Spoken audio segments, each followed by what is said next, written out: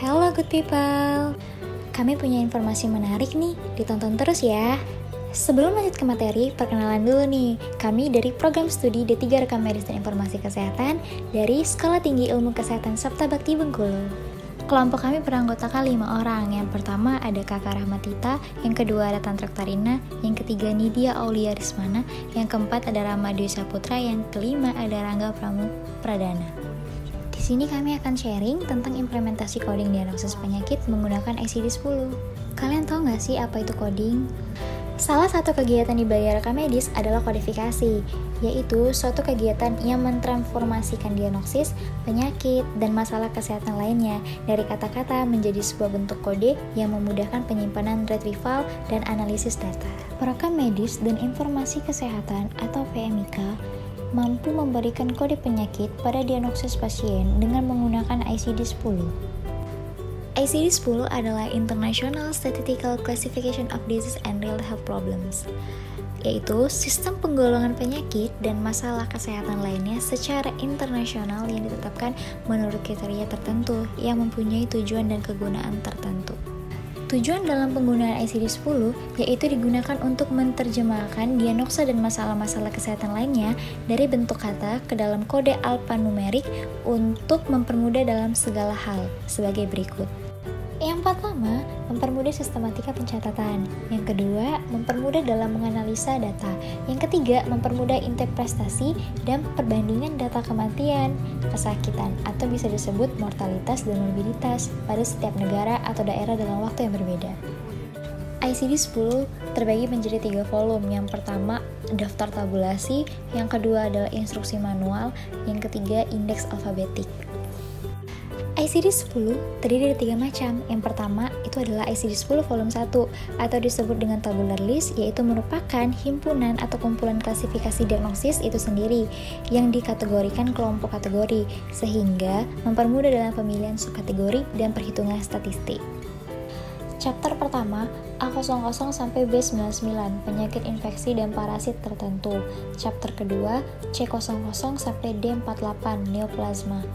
Chapter ketiga, D50 sampai D89, penyakit darah dan organ pembentuk darah dan gangguan yang melibatkan mekanisme imunitas. Chapter 4, E00 sampai E90, penyakit endokrin, nutrisional dan metabolik. Chapter 5 ada F00 sampai F99, gangguan mental dan perilaku. Chapter 6 ada G00 sampai G99, penyakit sistem saraf. Chapter 7 ada H00 sampai H59, penyakit mata dan aneksa. Chapter 8 ada H60 sampai H95, penyakit pada telinga dan proses mastoid. Chapter 9 ada I00 sampai I99, penyakit pada sistem sirkulasi. Chapter 10 ada J00 sampai J99, penyakit pada sistem pernafasan. Chapter 11 ada K00 sampai K93, penyakit pada sistem pencernaan. Chapter 12 ada L00 sampai L99, penyakit pada kulit dan jaringan sukutan. Chapter 13 ada M00 sampai M99, penyakit otot, kerangka tulang dan jaringan ikat. Chapter 14 ada N00 sampai N99, penyakit pada sistem genital. Chapter 15 ada O00 sampai O99, kehamilan, persalinan, kelahiran, dan nifas.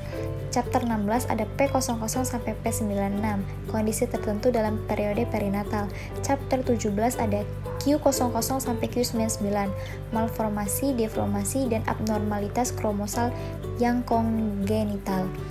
Chapter 17 ada R00 sampai R99, gejala, tanda-tanda, dan temuan klinis laboratoris yang abnormal. Chapter 18 ada S00 sampai T98, cedera, keracunan, dan konsekuensi lain akibat sebab luar.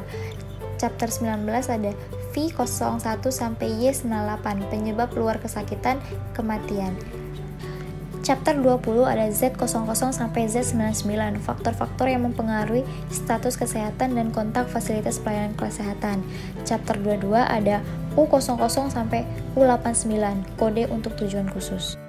Selanjutnya, terdapat tanda baca pada ICD-10 volume 1. Ada kode primer atau kode utama ditandai oleh tanda plus yang disebut dager, dan kode tambahan yang bersifat opsional bisa ditandai dengan tanda bintang yang disebut asterik. Kode asterik tidak bisa digunakan apabila tidak ada kode danger. ICD-10 volume 2 juga disebut dengan instruksi manual dalam menggunakan ICD-10, baik ICD-10 volume 1 maupun volume 3. ICD volume 3 atau Alphabetical Index yaitu indeks abjad yang berfungsi sebagai kamusnya volume 1. ICD volume 3 memiliki 3 section, yaitu yang pertama merupakan klasifikasi diagnosis yang tertera dalam volume 1. Yang kedua, untuk mencari penyebab luar morbiditas, mortalitas, dan memuat istilah dari bab 20. Dan yang terakhir, merupakan tabel obat-obatan zat kimia sebagai sambungan dari bab 19, 20, dan penjelasan indikasi kejadiannya. Pencarian kata kunci dalam volume 3 yang pertama adalah indeks berisi literem yang diletakkan pada bagian paling kiri dengan kata-kata lain ada modifier atau qualifier pada berbagai level indikasi di bawahnya. Berikut ini terdapat contoh kasus pada rekam medis pasien. Terdapat penyakit hypertension do renal disorder. Seorang PMK dapat melakukan langkah-langkah berikut untuk mencari kode pada kasus kali ini.